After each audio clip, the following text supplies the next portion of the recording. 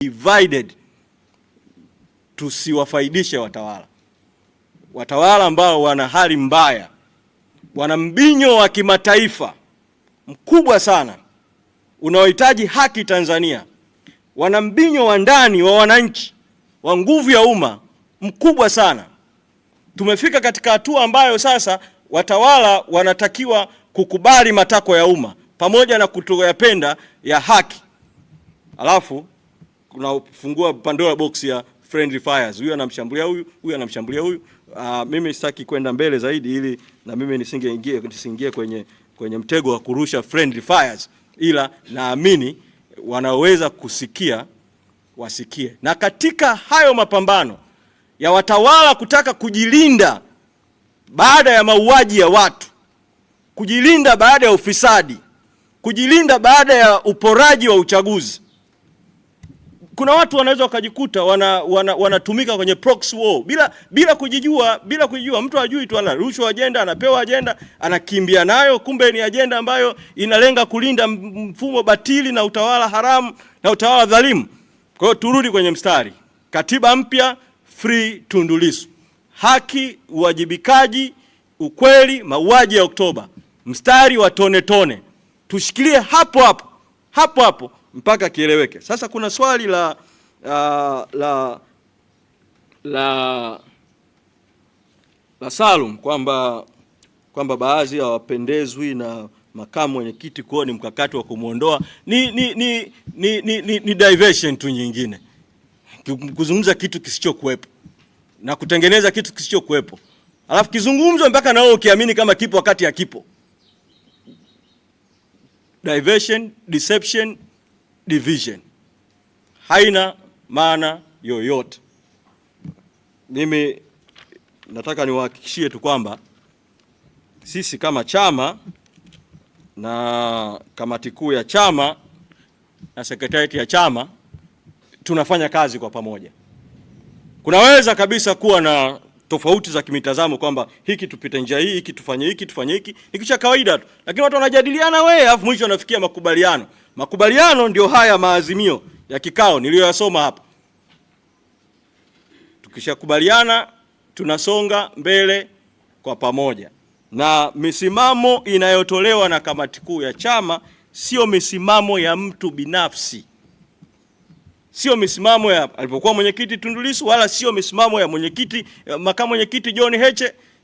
Ni misimamo ya taasisi. Ni misimamo ya katiba ya chama na kanuni. Ni misimamo ya vikao. Kwa hiyo misimamo hiyo inalindwa na wote. Na hatujabadili msimamo wetu wowote katika lolote kuanzia mwezi Disemba, kuanzia mwezi Aprili na kuendelea.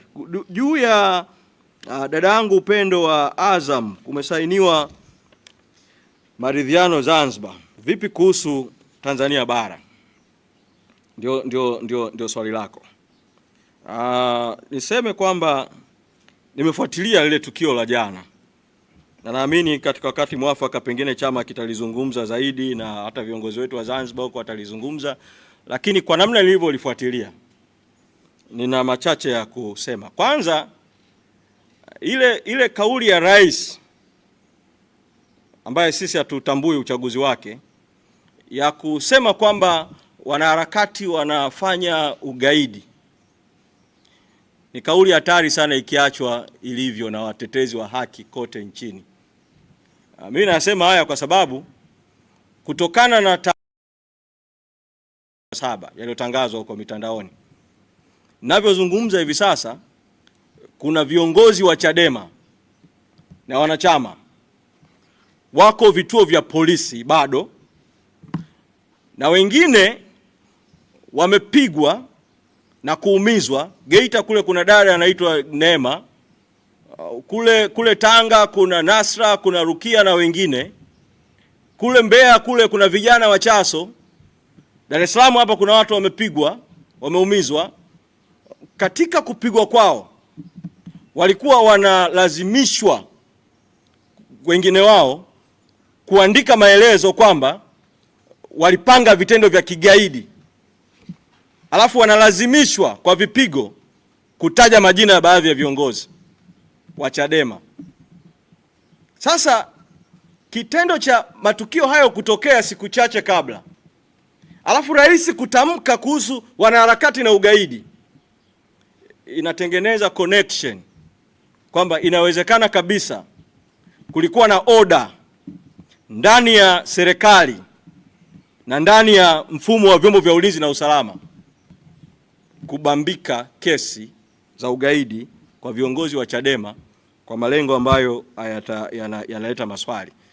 Sasa hii behavior ya kuingiza neno ugaidi kubwa sana katika masuala ya kiraia ya watu imekuwa trend ya hii serikali.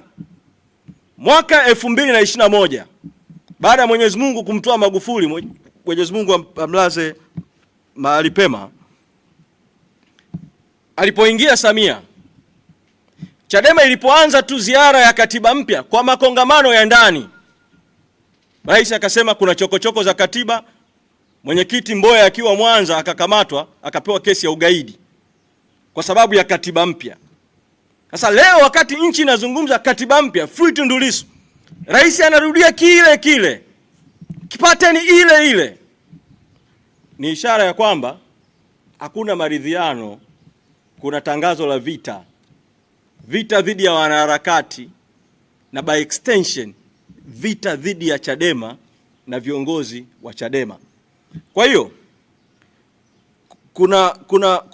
kuna unafiki uliofanyika Zanzibar wa kusema kitu tofauti na kufanya tofauti. Bibi nasema mazungumzo ni moja ya nyenzo ambayo sisi kama Chadema tunaamini katika kushughulikia matatizo. Tunaamini kwenye mapambano, tunaamini kwenye mazungumzo. Lakini sisi tumesema tunaamini kwenye mazungumzo ya dhati. Sasa tukasema tunataka mazungumzo ambayo kutakuwa na wasuluhishi huru, preferably wa kimataifa. Serikali inasema hatutaki mazungumzo, hatutaki wapatanishi, hatutaki wasuluhishi. Alafu kule Zanzibar kuanzia Novemba CCM kuna wasuluhishi, kuna wapatanishi, Karume, Shein.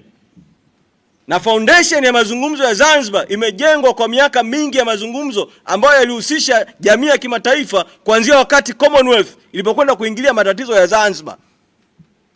Kwa kule Zanzibar inaonekana ni sahihi kuleta watu wa nje kushughulikia mgogoro, lakini muungano Tanzania inaonekana ni shida. Sasa nataka kusema kwamba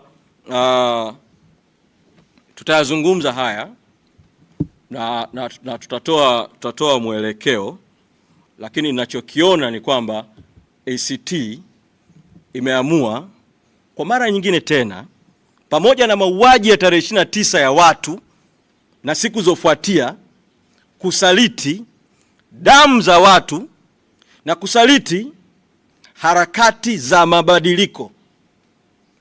Kumezungumzwa kule, moja ya mambo watakayozungumza watakapoingia kwenye serikali ya umoja wa kitaifa na tume itakayoundwa ni kwamba watazungumza kuhusu marekebisho ya katiba ya Zanzibar. Kwa matatizo yetu ya kikatiba, ya katiba ya Zanzibar, ya katiba ya muungano, huwezi kushughulika na mapungufu ya katiba ya Zanzibar bila kushughulika kwanza na mapungufu ya katiba ya muungano, ikiwemo kuhusu muundo wa muungano. Lakini kunapelekwa hiyo danganya toto ili Watanzania wajenge impression kwamba sasa nchi ina maridhiano, kuonekana kuna maridhiano, alafu upande wa pili umefungua mapambano. Tunasisitiza tu yule msimamo wa kamati kuu. Kamati kuu ilishasema masuala hayo ya na maridhiano ni matokeo, kinachotangulia ni mazungumzo. Kamati kuu imesisitiza hizo ya awamu tofauti tofauti kwamba waje wasuluhishi au wapatanishi wa kimataifa kuja kama kuna hitaji la mazungumzo yoyote yale, kuja kufanya mazungumzo, kwa sababu sisi tumeshiriki mazungumzo na watawala, na mimi nimepata bahati ya kuwepo kwenye timu ya mazungumzo kuanzia na rais mwenyewe mwezi Mei mwaka 2022 pale Ikulu Chamwino, mpaka kwenye timu ya mazungumzo ya watu watano watano kila upande. Tumezungumza kwa namna tulivyozungumza nao kwa kipindi chote tulichozungumza nao, na baada ya mauaji ya Oktoba na yote yaliyotendeka, hakuna namna kwamba utawala huu haramu dhalimu unaweza kuaminika kwamba ndio uongoze mazungumzo. Kwa hilo ndio naweza kusema katika hatua hii. Kwa hiyo tunasisitiza tu kwamba tutaendelea na mapambano, lakini milango yetu iko wazi kwa mazungumzo ambayo yatakuwa mazungumzo ya haki. Sasa kule Zanzibar rais akarudia tena kutumia neno la Mungu, na ndio nitahitimishia hii hapa kwa swali uliouliza. Akanukuu Mathayo 5 kuhusu heri wapatanishi. Kwa hiyo ni kama vile wanasema watu ambao hawataki kupatana wana shida. Rais amesahau kwamba ukisoma Mathayo 5 kuhusu zile heri zote, kuna heri wenye njaa ya kiu ya haki, heri wanaodhulumiwa, wanaoonewa, kuna heri kadhaa.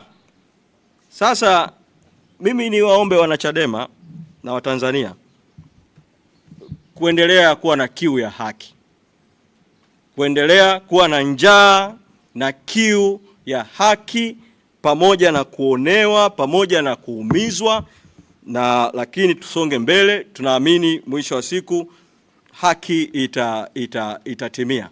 Na kwa ndugu zangu Waislamu, ile sura ya kwanza ile Al-Fatiha, kuna mstari mmoja huwa nikisikia huwa napenda sana kuusikia.